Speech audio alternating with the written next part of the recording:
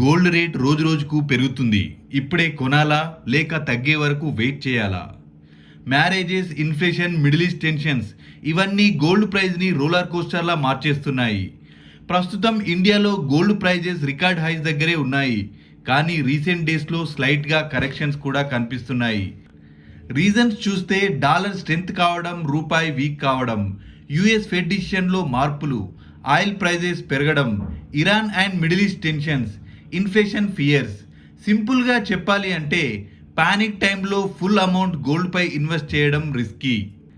మీకోసం best strategy ఏంటి అంటే జ్యువెలరీ కోసం ఇమీడియట్ నీడ్ ఉంటే స్మాల్ క్వాంటిటీస్లో కొనండి.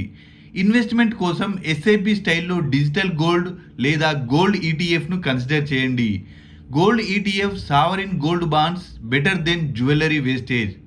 వన్ షాట్లో బల్క్ బయింగ్ అవాయిడ్ చేయండి. ప్రైస్ డిప్స్ వచ్చినప్పుడు గ్రాడ్యువల్గా అక్యుములేట్ చేస్తే సేఫర్. గోల్డ్ అనేది లాంగ్ టర్మ్ వెల్త్ ప్రొటెక్షన్, కానీ timing important.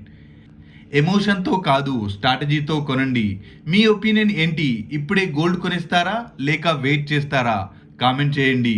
Career and wealth building knowledge కోసం మన ఛానల్ త్రిస్తాను సబ్స్క్రైబ్ చేసుకోండి.